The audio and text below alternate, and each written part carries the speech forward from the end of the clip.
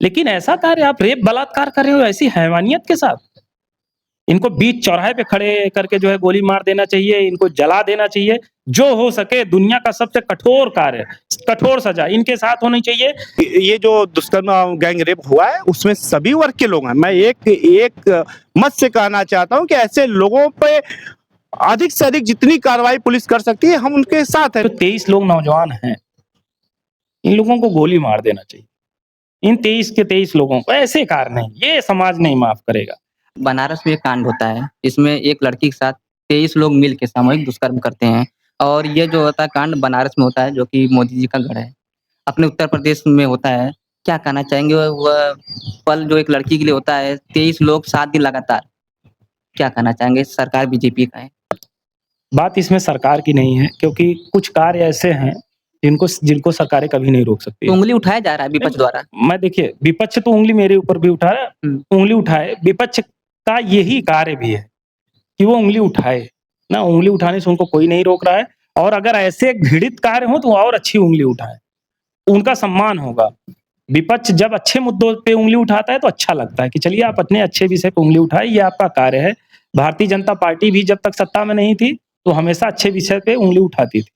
तो उँगली उठाने से नहीं रोक रहे हैं। लेकिन मैं कहना चाहूँगा सबसे पहले आपके माध्यम से इस देश के नौजवानों कि ऐसा मतलब दुनिया का जो सबसे निकृष्ट कार्य है, ये आपने किया। ये जो 23 लोग नौजवान हैं, इन लोगों को गोली मार देना चाहिए।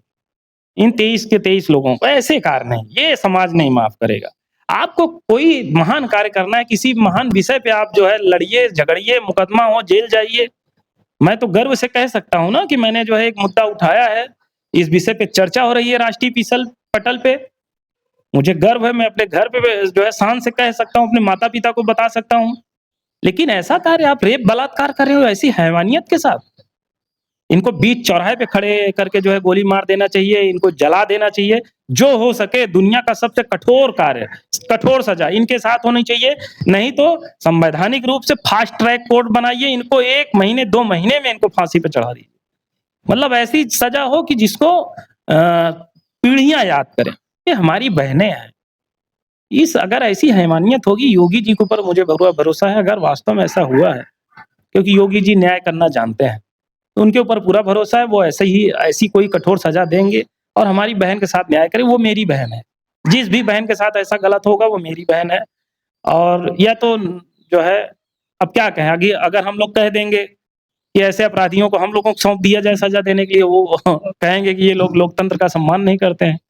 अब क्या कहा जाए, लेकिन जब ऐसी कोई घटना होती है मन तो यही करता है कि जिस बहन के साथ गलत हो उसके सगे भाई को अपराधी सौंप दो, वो भाई सज़ा दे देगा। तब उसकी जो है इच्छा पूर्ति होगी, नहीं तो बाई का दिल तो जीवन भर जलता है। उसके दिल में जो पीड़ा रहेगी उस पीड़ा को सरकार नहीं खत्म कर पाएगी। चाहे फांसी ही हो जाएगी तब भी नहीं पीड़ा जाएगी। ये हम सभी भाइयों की पीड़ा है और मैं स्वयं हर बार भावुक हो जाता हूँ जब ऐसी घटना देखता हूँ। इसलिए मैं चाहता हूँ कि ऐसे लोगों के लिए समाज में कोई स्थान नहीं है। रेप करने वालों के लिए और ऐसी हैवानियत के साथ कि एक बहन के साथ 22-23 लोग, इनको 22-23 बार मौत की सज़ा दी जाए तब भी कम। एक लड़की के साथ 7 दिन तक लगातार दुष्कर्म किया जाता है, 23 लड़के करते हैं और यहाँ पर माननीय मोदी जी का गढ़ भी माना जाता है और उसके साथ-साथ योगी जी डबल इंजन की सरकार चल रही है। क्या कहना चाहेंगे? जब वो लोग आए थे तो बोले थे कि हम यहाँ पर जो भी पहले सरकार थी वह दुष्कर्म नहीं रोक पा रही थी, भ्रष्टाचार नहीं रोक पा रही थी, हम लोग आएँगे सब कुछ अच्छा करेंगे। क्या यहाँ की न्याय व्यवस्था सही हो पाया है? बहुत अच्छा बात किया पत्रकार महोदय आप। साथी देखिए ये पहली घटना बनारस में नहीं है। इसके पहले बीएचयू की एक छात्रा से रेप हो गया। उसमें भाजपा के जो पदाधिकारी हैं, कोई आईटी सेल का कोई अध्यक्ष है, कोई किसी विंग का अध्यक्ष है, उनके महामंत्री अध्यक्ष, मतलब बड़ी पोस्ट होती है भाई, किसी भी विंग का अध्यक्ष होना, या आप सचिव हैं किसी पर, उनके लोग उस पद पर रहते हुए बीएचयू की छात्रा के साथ बलात्कार। ये 4 दिन तक एक लड़के से गैंग रेप होता है। आज तक पुलिस क्या बोल रही है? केवल इनको मीडिया में केवल बातें होनी चाहिए कि सब सही चल रहा है, सब सही चल रहा है। इनके बुलडोजर कहाँ गए, इनके मतलब कहाँ कानून व्यवस्था है, कुछ कहीं कुछ पता नहीं है। ये बहुत गलत होता है, चाहे कोई भी धर्म के लोग हैं, कोई जाति के लोग हैं, अगर किसी लड़की के साथ दुष्कर्म होता है तो गलत होता है।